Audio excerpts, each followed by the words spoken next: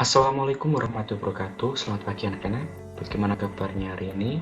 Semoga kalian selalu diberi kesehatan dan selalu semangat untuk mengikuti pembelajaran jarak jauh. Pada hari ini kita akan melanjutkan materi kita yang kemarin. Kita minggu kemarin sudah membahas tentang hakikat konstitusi yang terdiri dari pengertian konstitusi, terus tujuan konstitusi, fungsi konstitusi, kedudukan konstitusi, dan yang terakhir yaitu jenis-jenis konstitusi. Apa sih itu konstitusi? Konstitusi ialah hukum dasar atau undang-undang dasar yang dijadikan pegangan dalam kehidupan bermasyarakat, berbangsa, dan bernegara. Pegangan dalam mengatur penyelenggaraan pemerintahan negara. Konstitusi merupakan hukum yang tertinggi dalam suatu negara. Oke, kita akan mempelajari tentang sejarah perumusan Undang-Undang Dasar pada kali ini.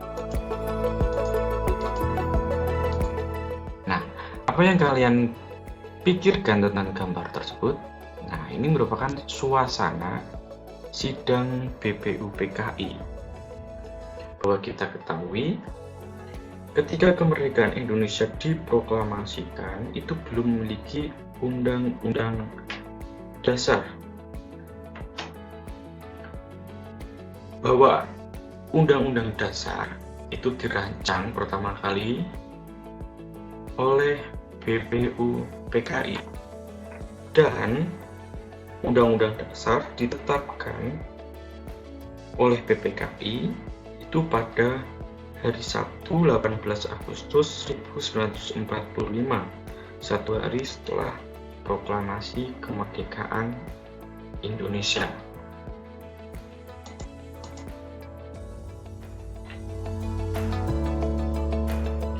Naskah Undang-Undang Dasar 1945 itu pertama kali dipersiapkan oleh BPUPKI. Hal itu dilaksanakan pada masa sidang kedua BPUPKI pada tanggal 10 Juli sampai dengan 17 Juli 1945.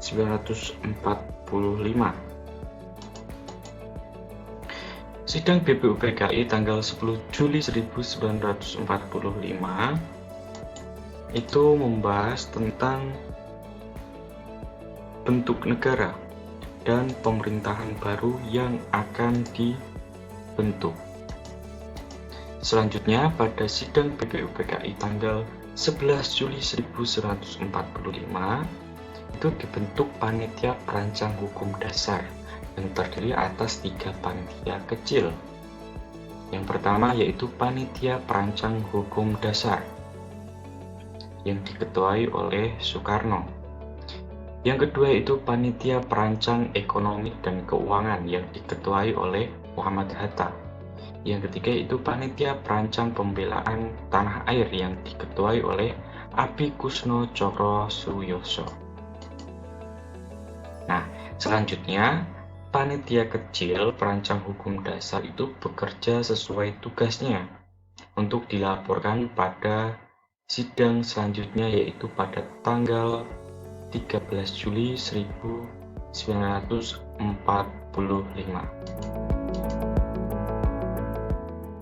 Selanjutnya pada tanggal 13 Juli 1945, panitia kecil perancang Undang-Undang Dasar berhasil membahas beberapa hal yang menyepakati antara lain yang pertama, ketentuan lambang negara. Yang kedua, negara kesatuan.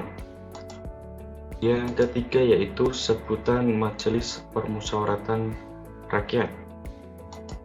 Dan yang keempat yaitu membentuk panitia penghalus bahasa yang terdiri atas Jayadiningrat, Salim, dan Supomo. Rancangan Undang-Undang Dasar diserahkan pada panitia penghalus bahasa. Selanjutnya pada tanggal 14 Juli 1945, BPUPKI itu mengadakan sidang dengan agenda pembicaraan tentang pernyataan kemerdekaan.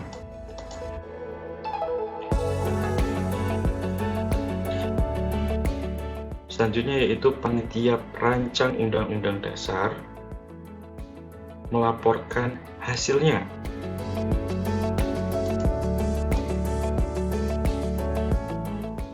Pasal-pasal dari rancangan Undang-Undang Dasar itu berjumlah 42 pasal.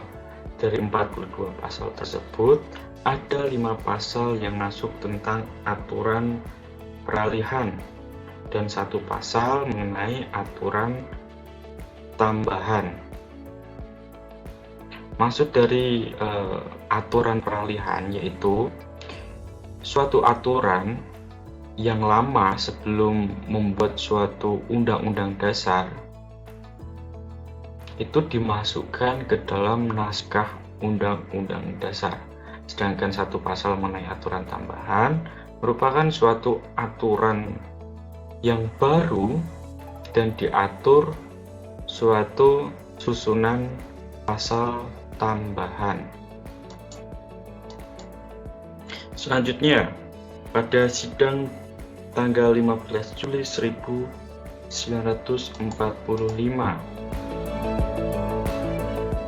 yaitu dilanjutkan dengan acara pembahasan rancangan Undang-Undang Dasar. Nah, saat itu Ketua Perancang Undang-Undang Dasar, yaitu Soekarno, itu memberikan penjelasan tentang naskah yang dihasilkan dan mendapatkan tanggapan dari Muhammad Hatta. Lebih lanjut, Supomo sebagai panitia kecil perancang Undang-Undang Dasar diberi kesempatan untuk memberikan penjelasan terhadap naskah Undang-Undang Dasar tersebut. Nah, selanjutnya pada tanggal 16 Juli 1945, naskah Undang-Undang Dasar akhirnya diterima dengan suara bulat. Selain itu, diterima juga usul-usul dari panitia keuangan yang diketuai oleh Muhammad Hatta tadi dan panitia pembelaan negara yang diketuai oleh Abi Kusno. Nah, dengan demikian selesai sudah tugas BPUPKI. Oke, terima kasih. Sekian pembelajaran pada pagi hari ini. Jika ada yang ingin ditanyakan, silakan bisa japri ke Bapak. Oke, sekian dari Bapak. Wassalamualaikum warahmatullahi wabarakatuh.